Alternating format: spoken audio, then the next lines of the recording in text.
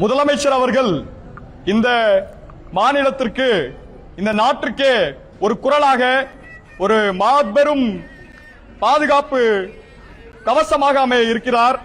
அவரின் குரல்தான் இந்த மாநிலத்தையும் இந்தியாவையும் வரக்கூடிய காலங்களில் காப்பாற்றக்கூடிய ஒரு குரலாக இருக்கிறது.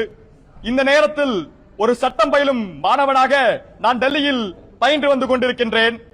காலையில் நான் பத்திரிகையை பார்த்த பொழுது, பேப்பர்களை பார்த்த பொழுது, அவர்கள் பாசிச கருத்துக்களை, பர்சனல் கருத்துக்களை ஜஸ்டிஸ் அவரது ஜட்மெண்டில் இணைத்து எழுதியதை போல் எனக்கு தென்பட்டது. அவர் ஒரு நிகழ்ச்சியிலும் அதையொட்டி அவர் பேசியிருந்தார். அந்த ஜட்மெண்டில் தான் என்னால் அந்த தீபத்தை ஏற்ற முடியவில்லை. ஆனால் இந்த ஒரு மன்றத்தில், அவர் சென்றிருந்த மன்றத்தில் நான் ஏற்றி விடுவேன் என்று கூறியிருந்தார். அதை கண்டு நான் மிகவும் கவலை அடைந்தேன். அதையொட்டி நேற்று சிஎம் அவர்கள் மிகவும் புரட்சிகரமான ஒரு ஸ்டேட்மெண்டை கொடுத்தார். அவர் என்ன கூறினார் என்றால், நான் இதை செய்வோம், இதன் கான்சிக்வன்சஸை நாம் பார்த்துக் கொள்ளலாம் என்று கூறினார். அந்த தைரியத்தில் தான் அந்த கோஷத்தை நான் எழுப்பினேன். என்ன கோஷம்?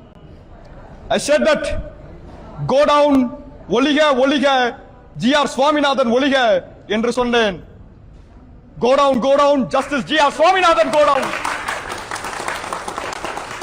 Finally, as people of this democratic country, we have the absolute right to go and impeach justices in the parliament with a special majority.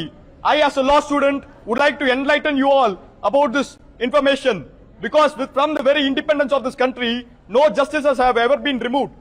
Justices have been found to take huge bribes and they have continued to be in their post. One such corruption is not just corruption of money. Corruption என்பது பணத்தினால் மட்டும் ஆகிறதல்ல, கருத்துகளாலும் ஆகக்கூடியது. அதை போன்ற corrupted கருத்துக்களை கொண்ட ஜட்ஜிகள் என்று இருக்கிறார்கள்.